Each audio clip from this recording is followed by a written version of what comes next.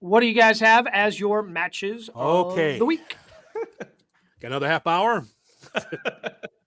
Oh, no, I'll make it short. So it's the matches we just talked about, so I can make it short. Ospreay and Moxley and David Finlay for the Global Championship. I don't know, bro. It's that. If it's not the best match on Wrestle Kingdom, there's got to be Okada and Danielson that went 28 minutes. It went 28 minutes, Gabe, and it was fantastic. And the reason why is because the story was told.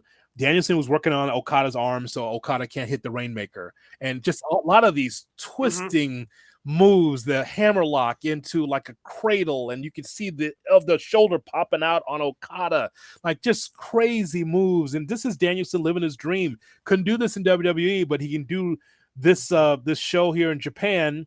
And to your point about Finlay, by the way, like we talked about before, like get that guy out of there. We want to see Mox versus Ospreay. Yeah. And they did a good job of telling that story. Like, hey, we're going to team up and get this douchebag out. Like, we're going to do our thing. And then he still shined in it. Very, very good. So I like that. Darby against Takeshita, Dynamite. And I will give Rhea Ripley and Ivy Nile their credit because that was Triple H saying, okay, Ivy, I'm going to throw you into the deep end of the pool, see if you could swim. And I thought, again, that it was a matchup problem size-wise, but Ivy did the best that she could. I agree with those. I hope we see more out of Takeshita. I feel like it's all the heat's on Callis right now. The other one I'll throw in there from Saturday, Adam Copeland versus Christian delivered again. Like, it's insane that we get to watch those two in 2024 do what they do, but that was a lot of fun. Was that the best? Was that the best match at World's End for you? From a wrestling, yes. From a story standpoint, I loved Eddie beating Mox in the way they did that match. I was about to say, Eddie beating Mox was my favorite match from World's End. Yeah. Well, again, it was going to be different, like, because those two are different. And, we know that they're close. And, like, I don't know. It was, to me, that was the best match, I thought, at World's End. That was the one that I enjoyed the most. I thought the main event of Raw ended up being pretty good. Again, like, oh, shocker. Drew McIntyre and Seth Rollins go. And then, yes, I just hope that they've kind of figured out with some of these guys going forward, because like Takeshita's been off TV forever, and like, oh, shockingly, you give him some TV time against Darby Allin, and that matchup ends up delivering and sets up, a match next week with Sting coming back for Dynamite. So those were my three, but I loved.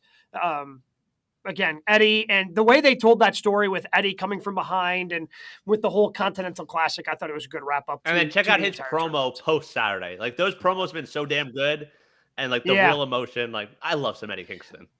Wait, so no love for the MJF Samoa Joe match. Didn't make it this week, huh? Good match. Yeah, I mean, again, I think it was a good match, but like MJF was limited. I mean, him tip of the cap to him for wrestling, man. Like, again, and fighting through. And I think I saw some reports this week that he's looking for other options, but may have to have surgery. He wants to not to, but may need surgery. So trying to wrestle through something like that against somebody like Samoa Joe, who can be very physical, like, tip of the cap to him, but it wasn't my favorite match. And then, of course, the reveal. We've been wondering who's behind the mask, and it's Adam Cole. We knew it was going to be Adam Cole the whole time, didn't we? I mean, we were speculating like Dr. Britt Baker or someone from outside the company, but it's kind of like, even though Cole can't wrestle, he's the devil. I just want that group to get hot, though. Like, give me some merch. They came out there still in the black. Okay, well, next week, you got merch? You got a new name? Let's go. Like, don't come out there and don't have any merch. It's like, that's another thing with AEW. Where's my King of the Bums t-shirt for Eddie Kingston? Where is it? I mean, you don't think that'd be a hot seller? Because he goes, Brian, you call me King of the Bums. Okay, well, where's my King of the Bums t-shirt? Is that on AEW shop? Probably not. That's the miss. Those are the things you miss, right? Yeah, I mean, the only time I remember them jumping on something quickly was when it was Eddie and he was wrestling. I think he was at an All Out when he wrestled Miro, and he had the Redeem D's Nuts t-shirt.